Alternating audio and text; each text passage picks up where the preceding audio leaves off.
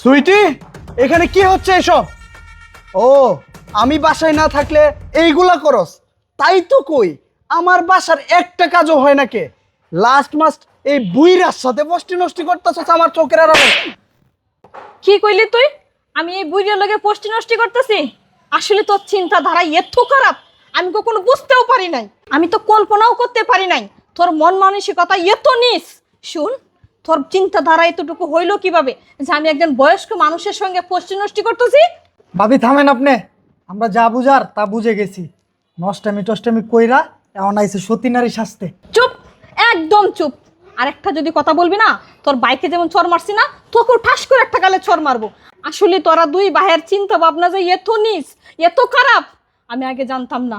উনি যে আমার কি হয় সেটা যদি তোরা জানতে, তাহলে এসব নোংরা কথা তোরা কখনোই বলতি না। এই চুপ, শাক দিয়ে মাছ ডাকার চেষ্টা করিস না। উনি যে তোর কি হয় এটা আমি খুব ভালো করেই বুঝতে পারছি। আর উনি যদি তোর এতই আপনজন হয়, বলতেছস না কেন উনি যে তোর কি হয়? আর উনি যদি তোর আপন কেউ হইতো তাহলে তো আমি অনেক আগেই দেখতাম। বল, উনি তোর কি হয় বল। শুনতে চাও উনি আমার কি হয়? তাহলে শুনো। মাগো, আমার কিছু ভিক্ষা দিবে মা? বাবা, তুমি, তোমার এই অবস্থা কেন? তুমি ভিক্ষা করতেছো কেন বাবা? মা ছুইটি, তোকে লেখাপড়া শেখানোর জন্য আমার তার সয় সম্পদ ছিল, সব কিছু বিক্রি করছি। আর তোর বাইরে আমাকে ঘাট ধাক্কাতে বাইর করে দিয়েছে। আমি রাস্তায় রাস্তায় উনাহারে থেকে ভিক্ষা করতেছি, আর তোমাকে আমি খুঁজতেছি মা, আমি কোথাও পাইনি মা। বাবা, তোমার কোনো দোষ নেই, সব দোষ বাবা আমার। কারণ আমার মতন এমন অপরদত্ত সন্তানকে তুমি লেখাপড়া শিখাইছো, আর আমি তোমার মুখে চুনকালি মেখে অন্যজনের হাত ধরে চলে আসছি। বাবা, আমার মতন অপদত্ত সন্তান যাতে আর কারো ঘরে না হয়, তুমি আমাকে মাফ করে দাও বাবা। মা ছুইটি, তোমার প্রতি আমার কোনো রাগ নাই, কোনো অভিমান নাই। আমি নিজ মনে তোমাকে ক্ষমা করে দিয়েছি। মা, তুমি একটা কাজ করতে পারবে মা? বলো বাবা। মারে, আজ আমি 2 দিন যাবত আমি পেটে কিছু যোগান দিতে পারিনি মা। যদি পারো আমাকে 1 মুঠো ভাত খাইতে দিবে মা, 1 মুঠো ভাত। ঠিক আছে বাবা, তুমি এদিকে বসো, আমি তোমার জন্য খাবার নিয়ে আসছি। আসো বাবা।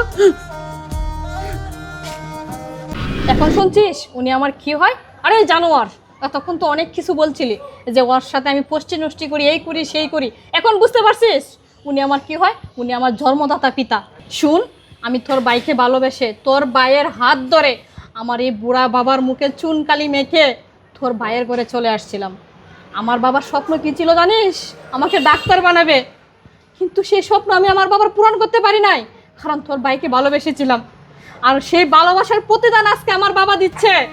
কারণ আমার বাবার ঘর বাড়ি যা ছিল, জমি জমা সব বিক্রি করে আমাকে ডাক্তারি পড়াশোনা করাইছিল।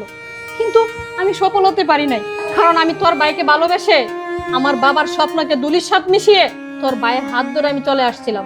আর সে আসার পর থেকে আমার বাবা ঘর ছাড়া কেন জানো? কারণ আমার বাবা তো আমাকে পড়াশোনা করাইতে গিয়ে যা ছিল সব বিক্রি করে দিছে। সেই বিক্রি করা দিয়েতে এখন তো আমার বাবার কাছে কোনো কিছু নাই। তাই আমার 2 ভাই কি করছে জানোস? আমার বাবাকে লাথি দিয়ে ঘর থেকে বের করে দিছে। তার কারণ হচ্ছে আমি। তারপর থেকে আমার বাবা রাস্তায় রাস্তায় ঘুরে বেড়াচ্ছে আর ভিক্ষা করছে। আজকে ভিক্ষা করতে করতে আমার সঙ্গে আমার বাবার দেখা হয়ে গেল। একটা বাবার এরকম করুণ কাহিনী দেখে কোন সন্তানের কষ্ট না লাগে? হ্যাঁ, কারণ সব দোষ তো আমার বাবার তো কোনো দোষ নেই। আমার কারণে আজকে আমার বাবা রাস্তায় রাস্তায় ভিক্ষা করছে।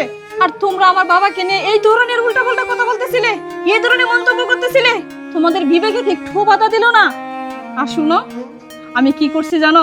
আমার বাবাকে এই বারান্দায় বৈশা ভাত খাওয়াচ্ছিলাম, কারণ আমার বাবাকে ভিতরে নেই নাই, তোমার অনুমতি ছিল না সেই বয়ে। আর সেই বাবাকে নিয়ে তোমরা নানা ধরনের মন্তব্য যা ইচ্ছা তাই করতেছিলা। আসলে আমি সত্যিই বুঝতে পারি নাই, আমার এরকম আচরণ করাটা একদমই ঠিক হয় নাই। বাবা, আপনি আমাকে মাফ করে দেন বাবা। চলেন বাসার ভিতরে যাই, ওইখানে বৈশা না হয় খাবেন, চলেন। দাঁড়াও জামাই। মা ছুইটি, তুমি কিছুক্ষণ আগে যে কথাগুলো বলছে আমি চোখের পানি ধরে রাখতে পারিনি মা। আসলে ভুলটা আমারই হয়েছে মারে। আমি তোমাদের এত সুখের সংসার কেন ভেঙে দেবো? ঠিক আছে মা, তুই জামাইকে নিয়ে সুখে থাক, আমি চলে যাচ্ছি মা, আমার একটা পেট তো, রাস্তায় ভিক্ষা করে কাটাবো মা। ভালো থাকো মা, ভালো থাকো।